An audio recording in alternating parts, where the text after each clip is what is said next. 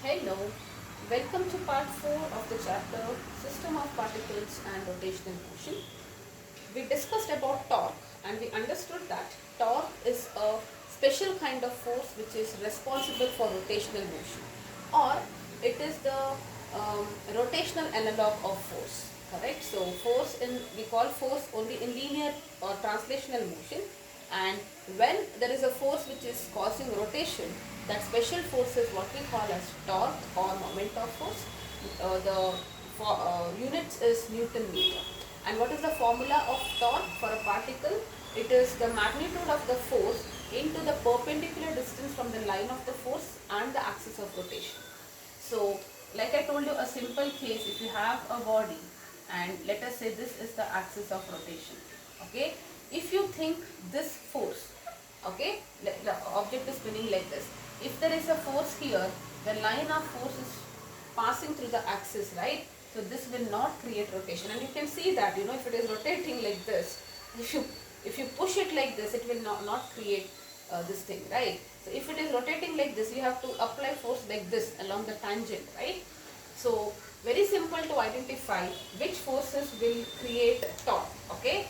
So that force which is passing through the line of if the line of force is passing through the axis, it will not create a rotation. So that's the reason you had torque is equal to magnitude of force into perpendicular distance from the line, right? So perpendicular distance between the line of the force and the axis of rotation. See, line of force is like this. It is passing through it. So where is distance? Distance is 0 here. Correct? And vector wise I can say torque is equal to R cross F. Correct? Where R is that position vector of the force basically, from what position vector is from a reference position, right? So and torque is calculated about that point basically, right? So and the direction of torque, because its vector is given by the magnitude is given by RF sine theta, and we seen that sine theta is always 90 here, so it is actually perpendicular to the plane containing R and F. If your R vector, if your F vector is here, R vector is here, in this plane it is perpendicular to the plane containing these both. Okay, that's what we have discussed.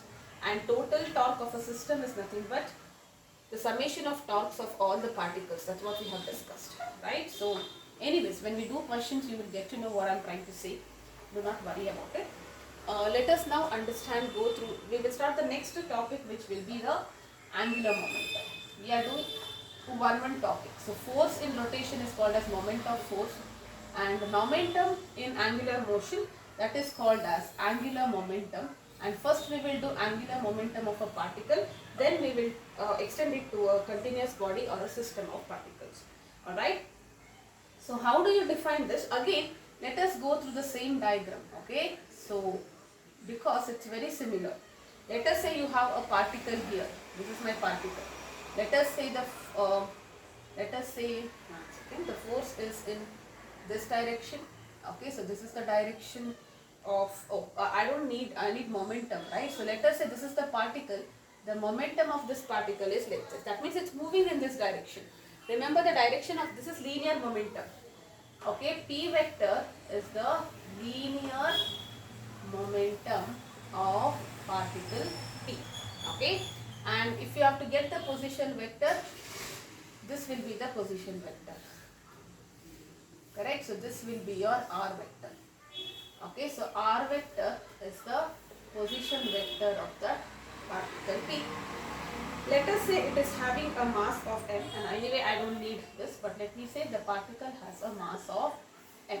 Okay, now how do you get the angle? I told you, either you shift this here to get the angle, parallel line it should be, okay, because angle are measured between two tails. So let us say this is angle theta, this is also P vector, right? So what now let us define angular momentum for the system.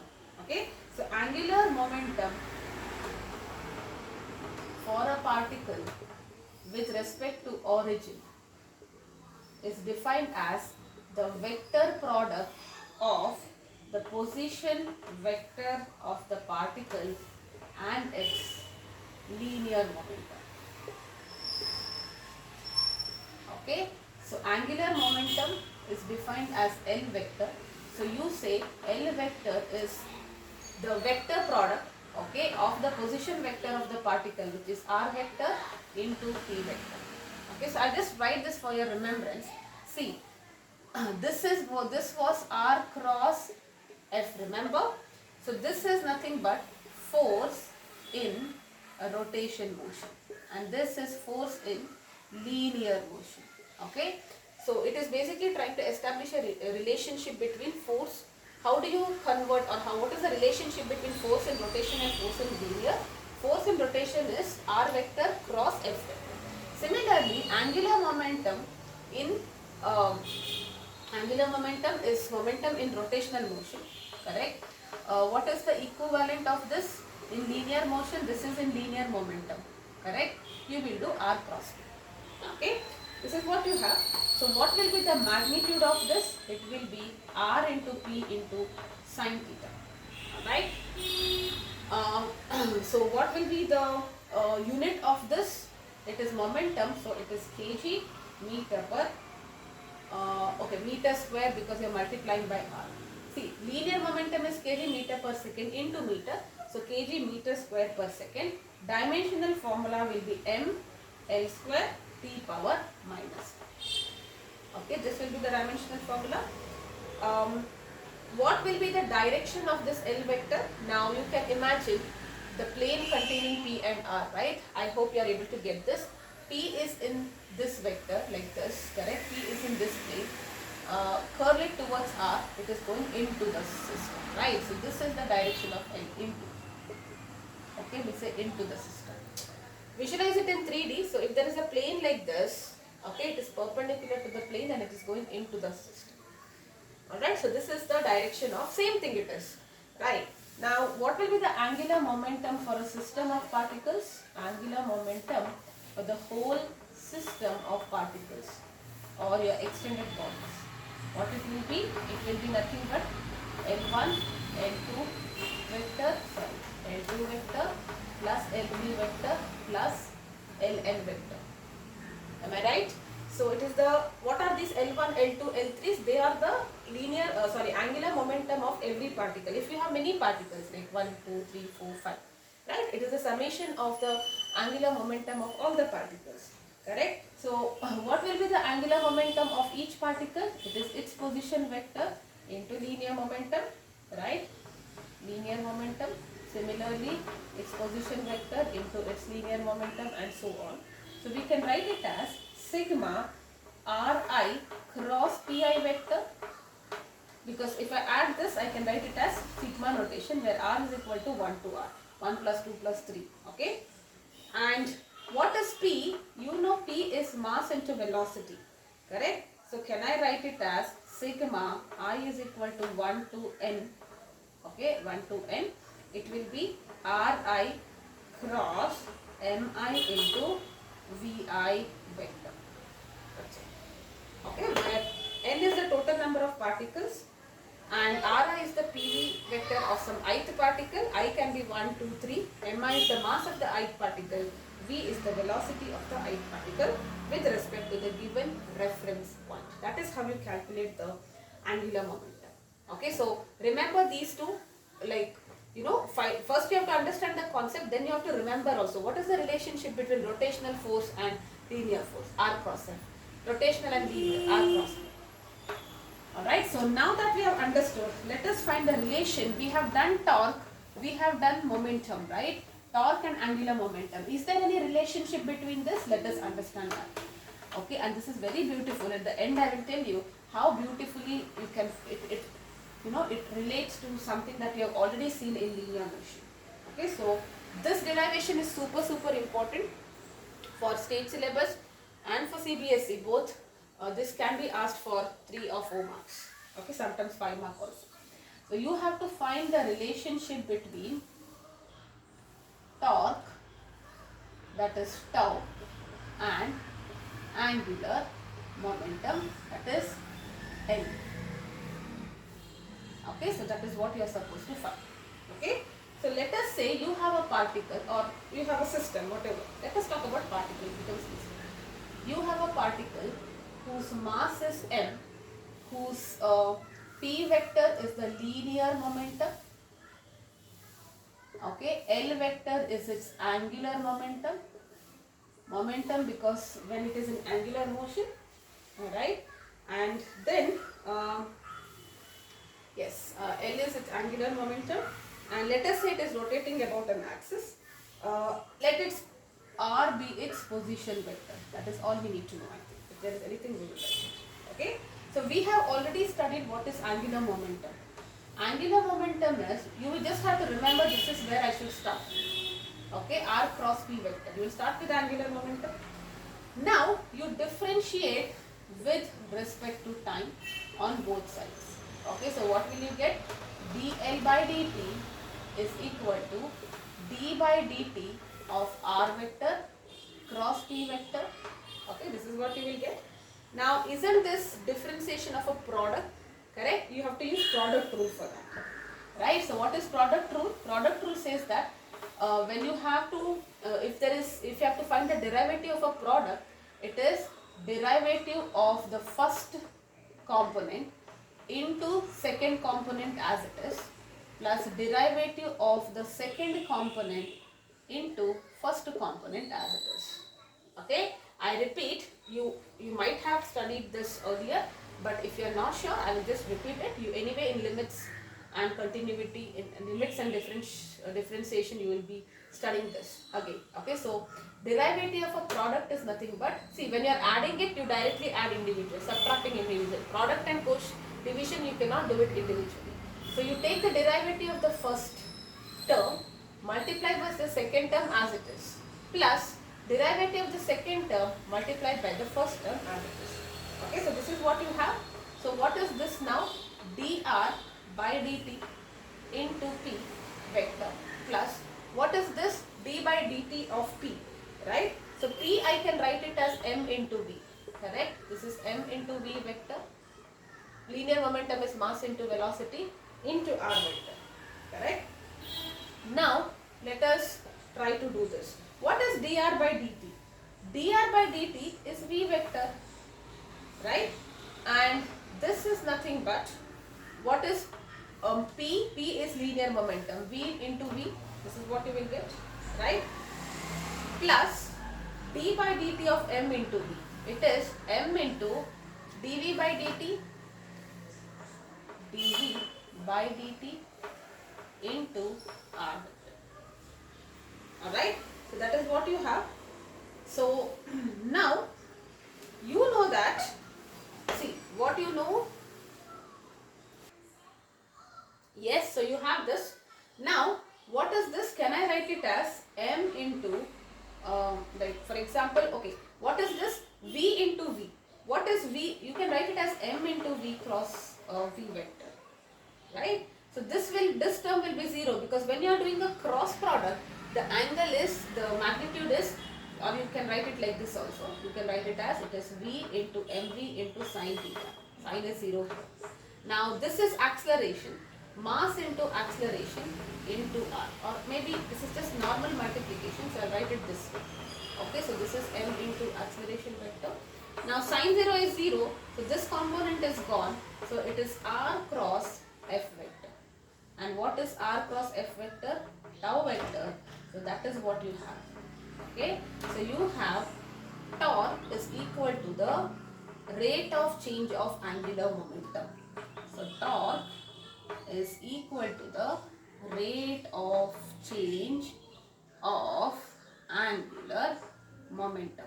Isn't it very similar to something related to force? In Newton's second law, you said force is equal to rate of change of linear momentum. This is what you had told. Remember Newton's second law, and from here you got F is equal to ma, right? Now force is becoming torque in rotation and P is L. It's the same thing, right? See how beautifully you are getting it. Alright, so I repeat, see, you are going to do this differentiation. I think till here it is fine. So P is m into V vector plus this much. This is going to be m into A here. And what is V cross V? V into mv into sine 0, because angle between V and V is 0. So this component is gone, we are getting this. Okay, so force is rate of change of linear momentum. Force becomes torque in rotation. Linear becomes angular. So torque is the rate of change of angular. Alright, so let's take one question and then we will get into equilibrium of a rigid body. At the end of this, I will give the complete list of things that you should know so that it becomes easier for you. Okay.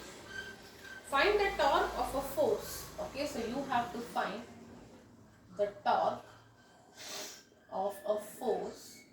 Okay, the force is 7 I cap plus 3 j cap minus 5 k cap about the origin. About the origin, the force, okay, about the origin, find the torque of a force on a particle whose position vector is I cap minus j cap plus k cap. Okay, so you have to find the torque. What is torque? It is R cross F. Don't write F cross R, it is different, right? So how do you find the cross product? Remember, I had told you to write it like this to find the cross product, right? So you write like this, I cap. If you want, you write a minus j cap here or include that minus sign here, whatever it is, works for you. Okay, the first row will be the coefficients of R. Whichever is first here, its coefficient 1, minus 1 and plus 1. And in the second, you will write it for the second one, coefficient 7, 3 and minus 5. Okay, now when you want to write I cap, it's a vector, right? So I cap, what you need to write?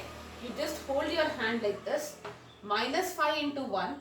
Okay, so maybe I will just write this, minus 1 into 1 into minus 5. It is like this, remember the rule, this into this minus this into this, minus 3 into 1 which is 3, I cap. Okay, now minus j cap into, okay, so j you put a line like this, so it is minus 1 into minus 5 which is minus 5 minus plus 7. Okay, plus k cap into, put a line like this, 1 into 3 is 3 minus 7 into minus 1 is minus 7. Okay, so what you get here, 1 into minus 5 is 5, 5 minus 3 is 2, so you get 2 I cap. This is minus 12, minus 12 into minus j is plus 12 j cap, plus, okay, 7 into 3 is 12, 7 into, okay, 1 minute, 7 plus 3 it will be, that is 10, so you are getting plus 10 k cap, that's it. Alright, yes, let's go forward and try to understand about equilibrium.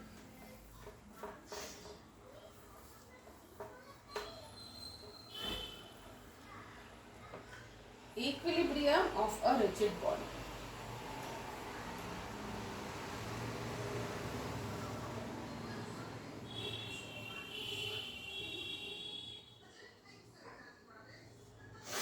Alright, so now if you have a rigid body, okay, it is said to be in equilibrium. A rigid body is said to be in equilibrium. If we say in general, if it is said to be in equilibrium means all kinds of equilibrium. There are two kinds which we will talk. Alright, so it is in equilibrium if both linear momentum and angular momentum are not changing with time, okay, which simply means that the body has neither, okay, linear acceleration nor angular acceleration. In simple, what is the meaning in simple words? Alright, see, angular momentum is not changing with time. What is the meaning of that? What is angular momentum? L. Alright, that means dl by dt is equal to 0. It is not changing with the time. Similarly, this is angular, sorry. Similarly, linear is not changing with the time means this. And we just now know that this is torque, torque is 0, or this is force, force is 0. Okay, it simply means that the system is not experiencing any torque, okay, or in simple words I will write like this: net torque and net force is equal to 0. Okay, so sigma tau is 0, sigma, I'm not saying individually there is no force. When, like, if there are forces, they kind of balance out, right? So that is what we say equilibrium. Okay, so that is the meaning of this. Now what is the meaning of this? Body has neither acceleration. So if you say acceleration is 0 and angular acceleration is 0, isn't it the same thing? Right? If this is 0, force is 0, and exactly it means that. Okay, there is no acceleration, that means there is no force. If it is in rest, that means it is in a state of rest, or if it is in motion, it is moving in uniform velocity. Alright, that's what it means. Alright, so if you want to calculate if the question says that the body is in equilibrium, it means that it is in a state of translational equilibrium. Now this corresponds to translational equilibrium. Correct? This corresponds to translational equilibrium, and this part is talking about rotational equilibrium. What is the meaning of this? See, if I say the body is in equilibrium, that means in general if I say equilibrium, it is both equilibrium. Translational equilibrium means it is not moving at all, or I should not say it is not moving at all. If either it is not moving, that means it is at rest, or it is moving with constant velocity. Okay, that is what it means. Sigma F, there is no net force acting on the body. If the body is in rotational equilibrium, it means there is no torque on it. Summation of torque is 0. Either it is not rotating or it is rotating with constant velocity. That's what it means. Correct? Now, not required that it should always be in complete equilibrium. It can be in partial equilibrium also. Alright? So, I hope this part is clear. Right? If you say mechanical equilibrium, both should be there. Okay, translational equilibrium means vector sum of all forces is 0. Rotational equilibrium means vector sum of all the torque is 0. Okay, now I have something called as partial equilibrium. Complete equilibrium means both. Now partial equilibrium means it can be only rotational equilibrium. Okay, it is in rotational equilibrium only, not in translational equilibrium. That means sigma tau is 0, sigma f is not equal to 0. Okay, can you think of a situation? Look at that. If I have this, there is some rod AB, let us say. Okay, and there is some point C here. Okay, let us say this distance is A and this distance is B. Okay, and let us say here there is a force, here also there is a force, and this is some point. Okay, it can be midpoint. Let us take this as midpoint, it becomes easier for you. Okay, now visualize a rod. Now if there is force on this, won't it rotate? Now this is a fixed point. Okay, imagine a seesaw. It becomes very easy to, if you imagine a seesaw like this. Okay, so if you sit on this side, it will rotate in this direction, right? Are you able to see that? It is coming like this. Okay, and if you sit on this side, it will rotate in this direction. So what is this direction? This direction is anti-clockwise and this is clockwise. Alright. Now when I say partial equilibrium, and we are considering the case of rotational equilibrium, let us now try to apply this. What is the torque one? Let us see whether it is both are 0 or not in this condition. Now according to this, only torque should be 0, force should not be 0. But let us verify. Let us consider this is 1 and this is 2. What is tau? Tau is force into perpendicular distance. What is that? This is the axis, right? This fulcrum. So F into A, and in what direction it is? It is in anti-clockwise direction. And torque 2 is also F into B, but it is in clockwise. And if both of them are equal, so do you agree there is one torque which is clockwise, one more torque magnitude wise same but in the opposite direction? So that is why net torque is 0. That means the object is not rotating. But is force 0? There is force acting downwards, another force acting also downwards. So net force is not 0. That means this system is in rotational equilibrium because sigma tau is 0. It is not in translational equilibrium because net force is not 0. That means Now, because this is fixed at the center, it will not move linearly. But if it was not fixed, it can move like this. Imagine you're applying two force, okay? This is the fulcrum, okay? This is fixed. Now, if I put a force like this, it will start rotating. Are you seeing that? Or if I put a force like this, it will rotate in this direction. Okay? Now, this is in rotational equilibrium because this and this are balancing out. Okay, so it will stay like this. There is force acting on both, but it will not move downwards. Why? Because it is fixed. If I leave it and if I pull it from both the sides, obviously it will move downwards, right? So that is what it means. Alright, so this is one case of partial equilibrium. The second case is when it is only in translational equilibrium. Okay, that is partial. Rotational is not there. That means sigma f is 0, sigma tau is not 0. Yes. Can you think of this? If you want to make sigma tau as 0, how do you do that? Let us say this, okay, this is the force here like this and this is the force here like this. Right? Translational equilibrium means it is sigma tau is not 0. Yes. Okay, so that is what it is. I will just write it here, then we will come back. Okay, so now you visualize, see, if you are putting this is a fulcrum again, if you are putting it like this, what kind of moment it will create in this direction about this point, correct? And here, if you are putting a force, upward force, it will rotate in this direction. Feel it only, then you will understand, correct? So, what will be your sigma torque? Okay, sorry, torque 1 I will say. This is torque 1 and 2, okay?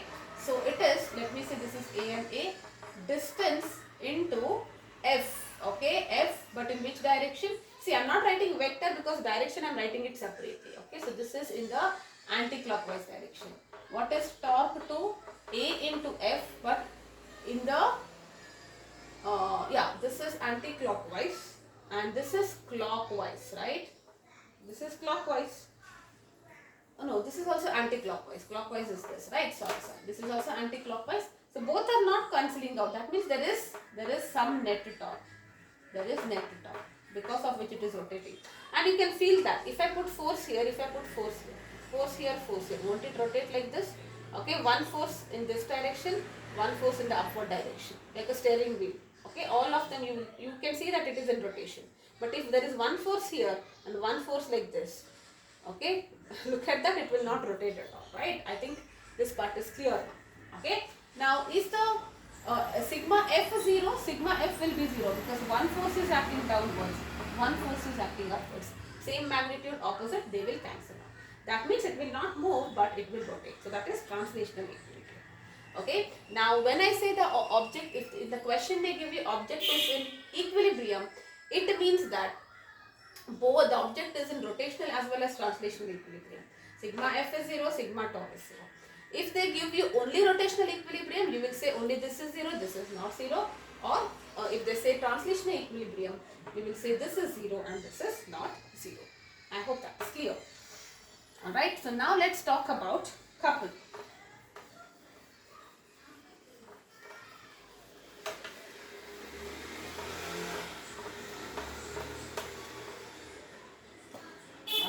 So what is a couple? What is couple in general? Two, right? So a pair of equal and opposite forces, equal and opposite torques, then say forces, okay, with different lines of action. This is very important. Okay, with the different lines of action. That is what constitutes a couple. Alright? Now I'll give you simple examples. Okay, opening the lid of the bottle. Feel this. Okay, opening the lid of bottle.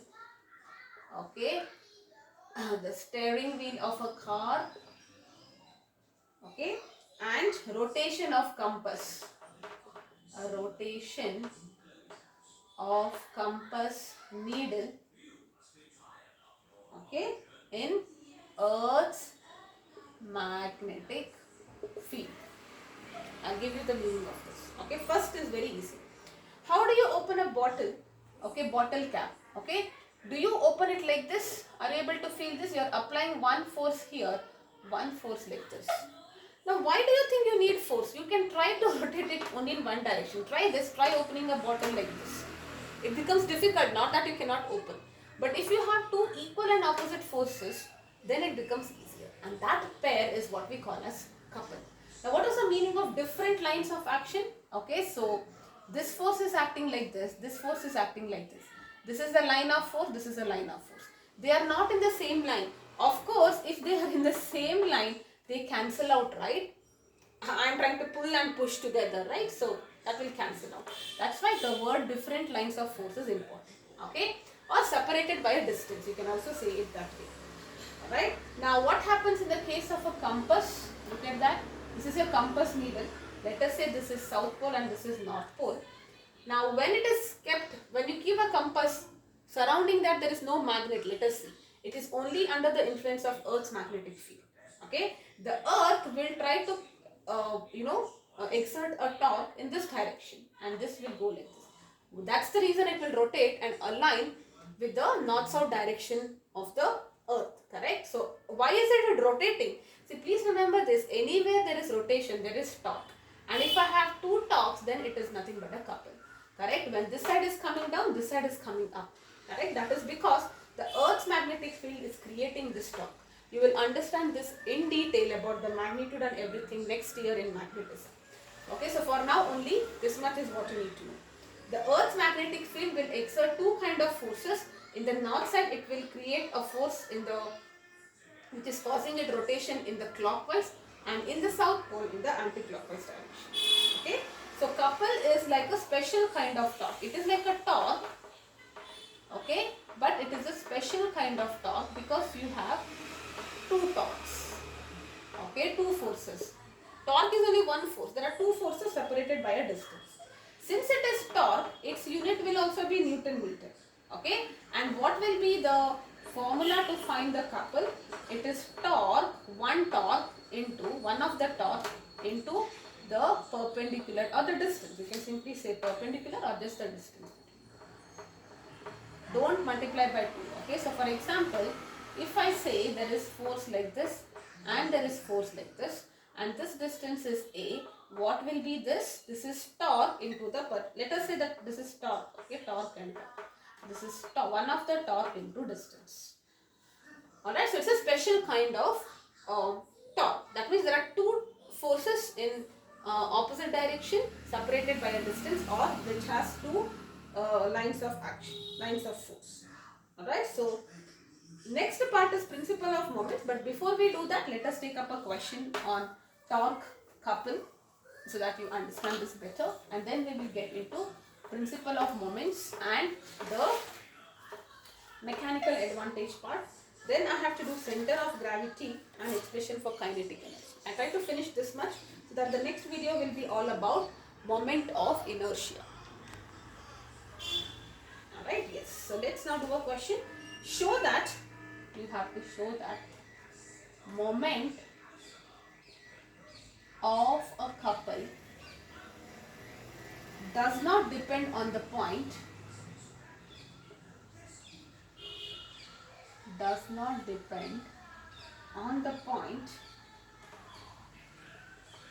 this is an NCERT question, about which you take moments. See, whenever I calculate the torque, how do you calculate torque in general? It is R cross F. What is R? R is the position vector. That means you need to define first point, right? See, if you have to calculate torque, you need to figure out about which point you are calculating because it has R vector. But when you are calculating couple, it is independent of the point, and that is what you need to prove it, which we will prove. Okay? So let us say I have a system like this. This is AB, alright, and let us say this is O. So basically what is this? This, consider a couple which is acting on a rigid body. This is some body, alright. Now let us say here I have force in this direction. This is F vector, and here the force in this, it should be opposite direction, right? So I will write it as minus F in the vector form, correct? And this is the origin. So what will be this? This will be a R1 vector because this I wrote it as F1, F2 not required because they are equal and opposite, and this will be your R2 vector. So this is my position. Okay, this is my position. Right? So this is my origin. Okay, position vector, or this is the origin from where I am taking the position vector. I have chosen this origin. Correct? Now what is moment of the couple? Moment of couple is made up of two torques, right? So it is basically sum of moments of two forces. Sum of moments of two forces which make up the couple. So there are two forces which are making the couple. You find the moment of this about this point, moment of this about this point. Okay. So if you are doing like this, what it will be? It will be, what is moment? Moment is nothing but torque, right? And torque is R cross F. So here it is R1 cross minus F1. Why did I write minus? Because it's in the opposite direction. That's why I've taken. Otherwise you have to do F1, F2 and all that. It becomes easier. Okay. And this will be R2 vector cross F vector. Okay, so that is how you take R vector into F and R vector into F. That's what it is. Now, can you write this? I will write this first because anyway it is addition. R2 cross F vector. Now, this minus will come outside. R1 cross F vector. Okay, this is F1. Correct? So, if you use the distributive law, it will be R1 vector, sorry, R2 minus it will be. Yes, F is common, right? R2 minus R1 vector cross F vector. Do not change it. Do not write F first because cross means first you have to write it in this order. Correct? And what is R2 minus R1 in the figure? If I say this is AB vector, for example. Okay. If you apply the triangle law, can you say that OA vector, look at that, this plus this is equal to this, right? OA vector plus AB vector is equal to R2 vector, or R1 vector plus AB vector is equal to R2 vector. So what is your AB vector? R2 minus R1. So can I write this as AB vector cross F? Right? Are you getting this? So now, is there any R vector here? No, that means it is independent. Even if I choose this origin here, I am still getting it. So that is why we defined couple as, okay, one of the torque, one of the forces basically. Okay, it's one of the forces into the distance between the two. Correct? That's all, or the length of that. Correct? So I don't need, see, when you are calculating torque at one point, torque is nothing but R cross F. So this R is dependent on from where you are measuring it. Correct? So if I put the R here, you will measure this torque. It depends on that. Torque is different, right? So torque is dependent on from which position you are trying to measure the torque. But couple is independent because couple, we have just proved it. Okay? The definition of couple is force into the, one of the force into the distance between the two points. Alright, so that is independent about the point from which you take the moment. That's what we have proved. So remember, torque is having R cross F. That means you have to take torque about which point. You can choose that point. Okay, so depending on from which point you take, the value will change. But for couple, it is independent. Alright, so now let us do principle of moments. Very, very important.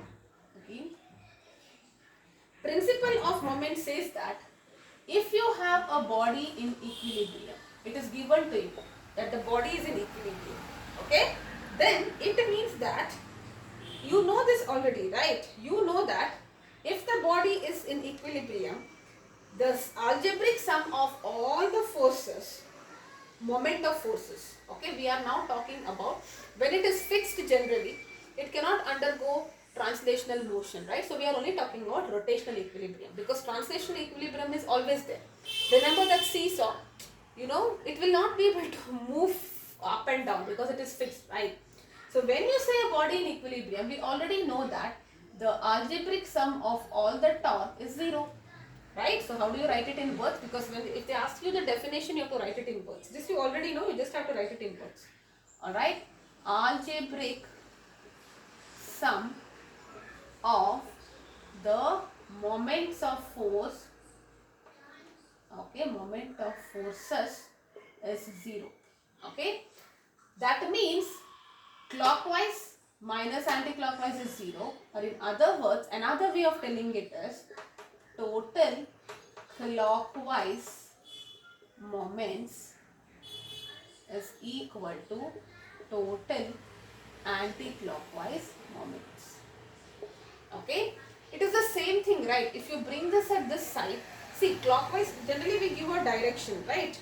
So we consider one of them to be positive and one of them to be negative. Okay, generally we consider anti-clockwise to be positive and clockwise to be negative. Okay, so we consider all sigma this all clockwise. For anti-clockwise, for all clockwise we'll take minus minus minus. So if you shift that minus on this side, plus becomes equal, right? See, for example, let us say anti-clockwise there are x plus y plus z. These are all anti-clockwise, positive. Clockwise there are 2, okay, minus a minus b. According to this, summation of all the top is 0. So if I shifted this side, isn't it a plus b? And that is what exactly this statement is. Okay, so I hope this is clear. So in simple words, principle of moment says that if an object is in equilibrium, it means total clockwise moments is equal to total anti-clockwise moments, or the algebraic sum of the moment of forces is 0. Okay, so let us take one example again. So the same seesaw example I will take. This is A, this is B. Okay, so this is F1, and you know F1 will be like this, and this is F2, and it will be like this. This is the case for rotational equilibrium, right? If this force is acting upwards, then it will start move. It is not in equilibrium. Correct? So let us say this is D1 from here and this is D2 from here. This may not be the midpoint. Alright, so if it is midpoint, then obviously it will be balanced. But what if it is not the midpoint? That is what we are going to see. This is the fulcrum, okay, and let R be the reaction force. Let R be the reaction force at fulcrum. Fulcrum is the point wherein it is fixed. Alright. Now, if you want translational equilibrium, if you are saying, what is the meaning of that? You have R upwards, F downwards, minus F. That should be 0. For translational equilibrium, upward force should be downward force. And for rotational equilibrium, right? So what is, let us write it if it's confusing. This is what is anti-clockwise and this is clockwise. Correct? Total anti-clockwise should be, either you write it in this format or you write it total anti-clockwise. It doesn't matter. Correct? But I think we should first write, this is what you need to understand. So I will write it in this form, right? So F1 distance, right? First, yes. So what is this distance? D1 into F1. Okay, that we are taking moment about the fulcrum. Okay, so moment is about fulcrum. Okay, fulcrum, let me write it. So this is the force. Distance from the fulcrum is D and this is F1 because we are choosing this. Minus, because this is clockwise, anti-clockwise is negative, D2 into F2 is equal to 0. For translational, sum of all forces should be 0, rotational sum of all torque should be 0. Which is the reference this. Okay, with respect to this point, the distance of this force is D1 and the direction of force is F1, so it is plus. Here, distance is D2, direction of clockwise, direction of force is clockwise, so it is minus. Correct? Now, if I just do it like this, isn't D1 F1 is equal to D2 F2? Correct? So this is what we call as the principle of moment. Total clockwise is equal to total anti-clockwise. Now, there is something called as a lever. What is this lever? Lever is basically, it is used in machine concept. Okay, a small part is given in your textbooks, I will do it. Lever is essentially a light rod which is pivoted. This can be considered as a lever. A rod which is pivoted at, or fixed at one point. That is what we call as the lever. Alright. Now, in lever, whenever we talk about machines, we have some concept. Why do we use a lever? Like for example, have you seen this? When you want to lift something heavy, correct? We use a stick and you try to lift it. You apply a force here and this will go up. Correct? So a lever is used to lift some heavy weight. Okay, and that weight is what we call as a load, which is denoted by L. And you have to apply some force, right? That weight which is where you are using your force is what we call as effort E. Correct? So now you can consider one of them to be the load. Let me just redraw this diagram this way so that it becomes easier for you. Alright, so okay, so you have, I will call one of them as load and one of them as effort. See, you can even consider this when you are drawing well, water from the well. You are pulling at the pulley, that is your effort, and the pitcher of water is coming up, that's the load. Okay, so or maybe when you are using a lemon squeezer, you are applying effort, that is your effort, and the lemon, the weight of the lemon which is placed, that will be the load. Okay, so that is what it is. In general, because when we talk about real-time application, there will always be a weight which is used. You are using your energy, effort, and you are doing some work in terms of lifting up a weight. Correct? So this is my fulcrum. The distance of the load from the fulcrum is what we call as load arm. Load arm. And the distance of the effort is what we call as the effort arm. Now load can be here, effort can be here, it doesn't matter. Alright, now if you, let me say this is my load here, this side, and this is my effort in the same diagram. So what is your D1? Look at that, D1 is nothing but load arm, right? So you can say load arm into load is effort arm into effort. Can I say it this way, right? So in other words, we define a term called as mechanical advantage for machine. And mechanical advantage for machines is generally your load by effort. Remember this? Okay, it tells you. Now, it depends, depending on this mechanical advantage, you have different kinds of machine. You will not get into this. Mechanical advantage is nothing but load by effort. Okay, so in this case, what is my load? It is F1 by F2, and what it will be? D2 by D1. If I bring F2 here, it is D2, and D2 is nothing but effort arm. Okay, effort arm by load arm. So mechanical advantage is load by effort, and since they are inversely proportional, if there is load here, load arm will be down, effort is effort arm on this. Only remember this, in terms of arm you can write it. Okay, so that means if at all I say, if at all my mechanical advantage is greater than 1. What is the meaning of this? Mechanical advantage is L by E, correct? That means load is greater than effort. What is the meaning of this? With a small effort, I can lift very heavy loads. That's what it means. Now, we have certain machines which are designed to do all that. All that is under machines, but let's not talk about it here, okay? Because it's not really into the scope of the syllabus. Okay, so principle of moments, what you need to remember, it's only this. Total clockwise moment is equal to total anti-clockwise moments. Okay, so that is the principle of moments. Whenever they say it's in equilibrium, you just have to apply that. For a machine or a lever, mechanical advantage is load by effort, or it is effort arm by load arm. Alright, so that's about principle of moments. Let us now understand center of gravity. Center of mass we have done. It is little different. Okay, there is also something called as center of gravity.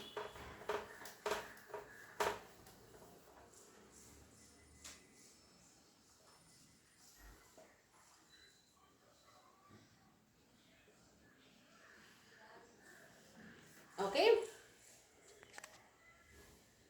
Yes. What is the center of gravity? I have to just do one question and one topic and we are done. Okay. So, the center of gravity of a body is that point,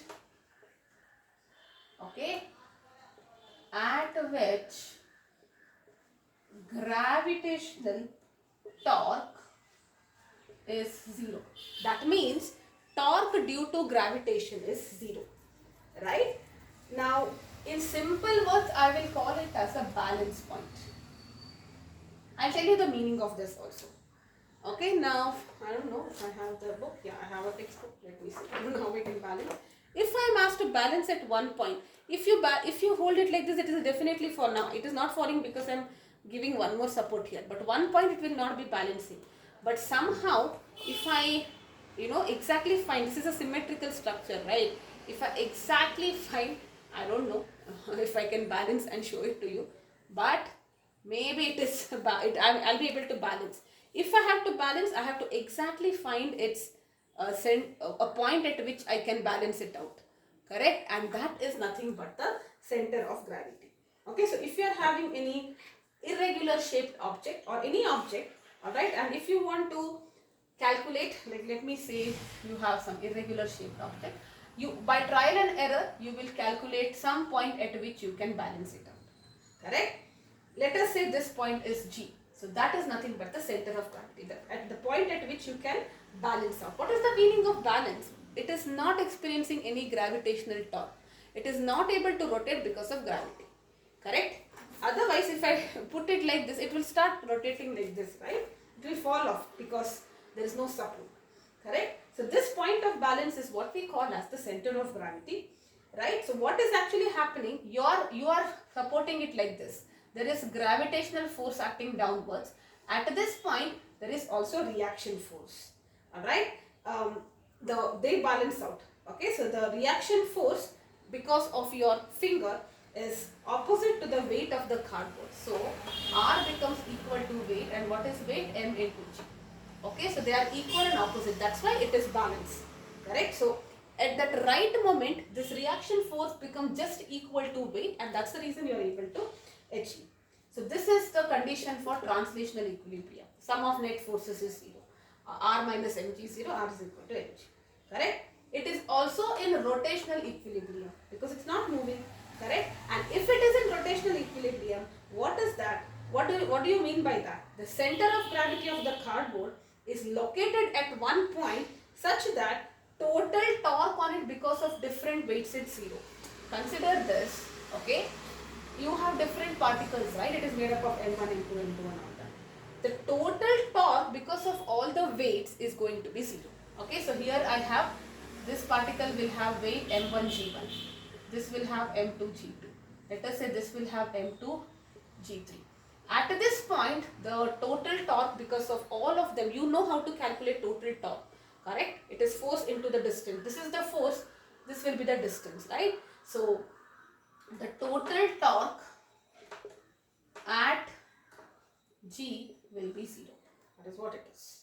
Alright. So, now if I have to say total torque is 0 or sigma torque is 0, that is what it means, right? So, what is the meaning of that? Remember, sigma I is equal to 1 to N. Torque is nothing but R I cross M I G I now. G is constant, so let me take it as G. Alright, G vector should be equal to 0. Correct? G is not 0, right? Gravitation force is there. Correct? So this component is not 0. Correct? And same. So I can say that MR into MI is going to be 0. Correct? This is the condition for center of gravity.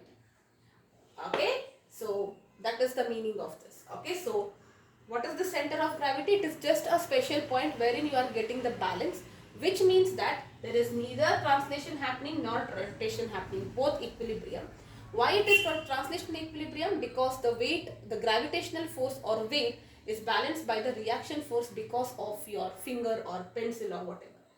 And why it is in rotational equilibrium? Because the net torque because of all the system about that point, if you calculate, okay, this part is going to be 0. G cannot be 0. This part is gone. So that means MI into MI will be 0, and this is the condition. So what is the meaning of that? If you have to conclude, center of gravity will coincide with center of mass. Isn't this nothing but center of mass? If you see sigma this, correct? See, what was your center of mass, the coordinate? Remember that? M1 R1 plus M2 R2 divided by total mass. Now, if this part is 0, look at that. If this part is 0, that means if you multiply these two, it is 0. X cannot be 0, that means this is 0. That's what it says. Center of mass is 0. Correct? So, if you said, how do we conclude? Center of gravity is equal to the center of mass in uniform gravity. Whenever gravity is uniform, like in the case of Earth, or when gravity is 0 in free space. This is in the case of Earth. You know the value of G, 9.8, or this is in free space. Free space means you are not experiencing any gravitational force because of any planets or satellites. Alright, so to make it simple, see, how did you study center of mass? Center of mass, you visualize that if this, what will be the center of mass of this? Let me say this weight of my hand is 5 gram. If I squeeze this into one point whose weight is also 5 gram, then we say that point is called as the center of mass. Where should I put it so that the weight is same? Okay, that is center of mass. And center of gravity is also same on earth, which means that at the center of mass I can balance it out. Correct? You can technically they both are different because mass and this is gravity, nothing but weight, correct? But if G is 0 or if G is uniform, then this will be 0. So that is why it is coinciding with the center of mass. Okay, so just to make it simpler for you, on earth or in free space, you can, whenever you find the center of mass, it is the same case to find the center of gravity, or same point, it is center of mass and center of gravity will be the same. Alright, so for all practical purposes you can use that. Let us do one question before we go to the last topic for this video, that is kinetic energy. Okay, and the next video, moment of inertia, radio of gyration, and last, kinematics, dynamics and conservation of angular moment. Alright, so let us do one quick question. A metal bar 70 centimeter long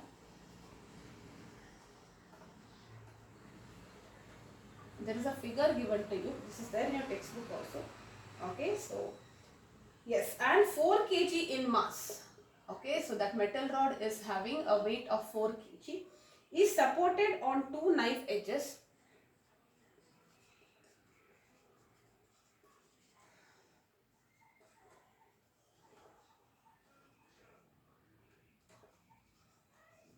Is supported on 2 knife edges placed 10 centimeter from each end. Okay, a 6 kg load is suspended. A 6 kg load is suspended. Beautiful question. Everything will be covered. Okay, at 30 centimeter from one end.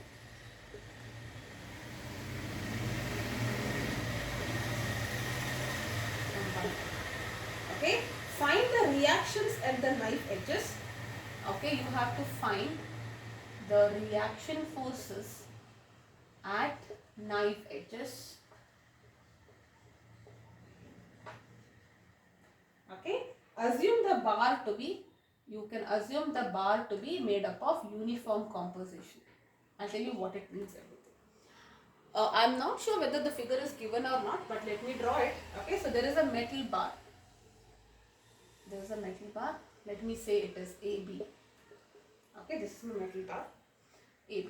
Okay, 70 centimeter long. Okay, so this is, I'll write it here. This is 70 centimeter long. Centimeters. Okay. 4 kg is the mass. 4 kg is the mass. Okay. It is supported on 2 knife edges placed 10 centimeter. So there is a knife here and there is a knife here. Okay, so this distance is 10. This distance is 10. Okay. A 6 kg load is suspended at 30 centimeter from one end. Now this is 10. At a 30 centimeter, you are having a 6 kg load. Okay, so this is 30 centimeter from one end. It can be this side or this side. Find the reaction. So there is reaction force R and R here. You have to find this R1 and R2. Let me write it. R1 and R2. Let me just name this as knife 1 and knife 2. Okay. Are you clear with this? At 30 centimeter, you have a load of 6 kg. You have to find the reaction forces. Now, first of all, they have given bar is uniform. What is the meaning of that? Its center of gravity or center of mass is at the center. That is the midpoint. And there you have its weight acting. Correct? And remember this always. This is nothing but the center of gravity. Balance point. Okay? So, exactly if I balance out like this. 1 minute. And if I can show you here. Yeah, see, look at that. I'm not holding it, it's balancing, right? So that's the balancing point. So for all uniform, symmetrical, uniform shapes, the center of gravity, center of mass, both will be at their geometrical center. At that point, the entire weight, mass is concentrated, so weight will also be acting at that point. Okay, so this is the weight and this is 6 kg. I will write it as W1. Okay. Now, I hope this is all clear. Alright, so now what will be this? Okay, all that is given to you, right? Okay, now let us say if it is in translational equilibrium, what will happen? Okay, so translational equilibrium means total forces should be 0. What are the total forces? Upward forces, that is R1 plus R2 and minus weight 1. Okay, minus weight will be 0. Correct? So both are acting vertically upwards and there are two forces acting vertically downwards. Right? So R1 plus R2, weight 1 is 6, but don't write it as 6 because this is weight. Weight should be Newton. Correct? So you have to convert it. Alright? 6 kg. First let us write it in kg for now. Wait 1 minute. What is this?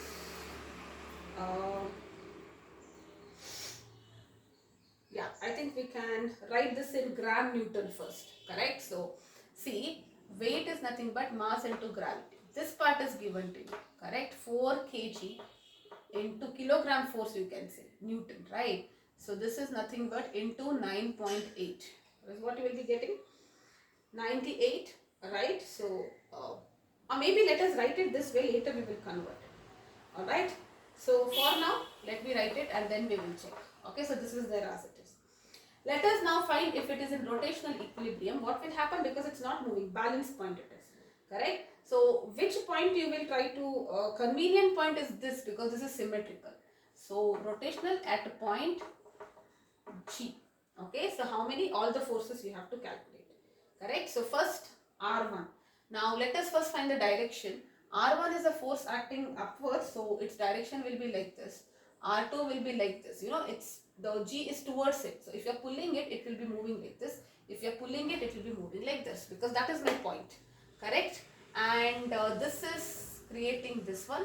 This is passing through it, so it will not have anything. See, for this force, it is 0 because it's passing through the center. So you don't have to worry about this force. Correct? So let us do this. Now this both are clockwise, so it is going to be negative. So minus R1. What is the distance between this? This is 10. This is distance. This total distance is 35, right? Midpoint. So it is 35 minus 10. Will it be 25? Right? So I will write maybe like this first. K1 into G. Next one is W1. Correct? W1. This is also going to be negative. W1 is, okay, 1 minute. W1 is anti-clockwise, right? Yes, W1 is anti-clockwise, this is clockwise. So this is positive. W1, what is the distance? Distance here will be, I will just write it as P point. So it will be PG, okay. Now this is going in anti-clockwise direction, so it is positive plus R2 into distance is K2G. That should be equal to 0. I am not adding this because it's anyway passing through this point, so its distance is 0. That's why. Okay, so now let us substitute all of that. Okay, so first let us write this. So you have R1 plus R2 minus 4 grams. Alright, so see, basically W is 4 gram Newton. Okay, so this is 4 gram Newton and W1 will be 6 gram Newton. Where sorry, it's not gram Newton, acceleration due to gravity, right? So the G is the acceleration due to gravity. Alright, so we can write it like this. So now R will be 4G, 4 into G, correct? Or forget about this if you do not want to do this. I will just tell you, mass is 4 and this is 9.8, right? So you will just do minus, first is 6, right?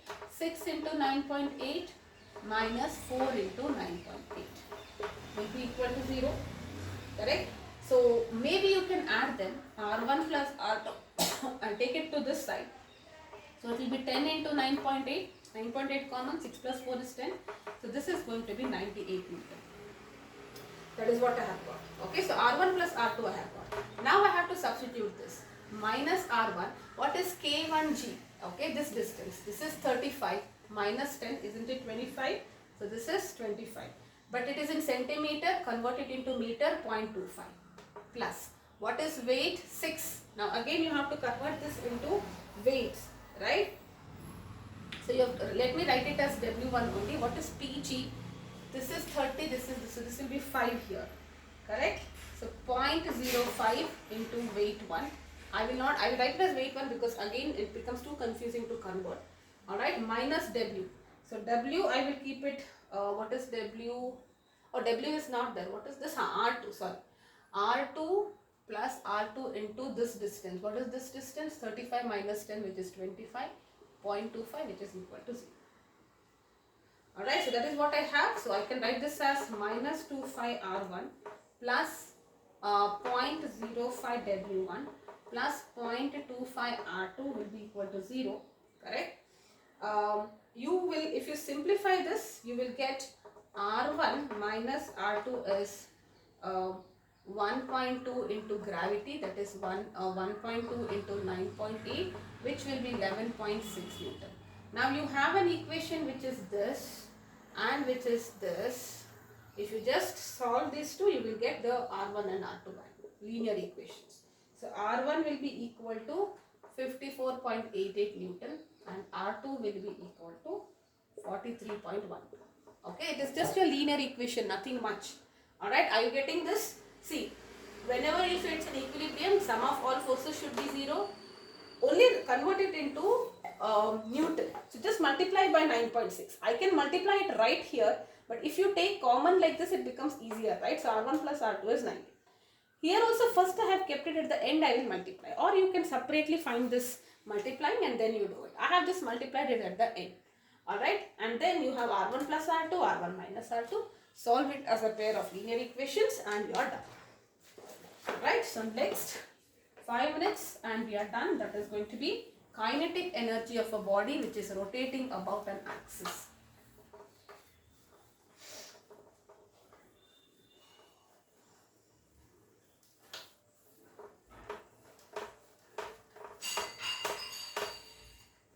Okay, so kinetic energy of a body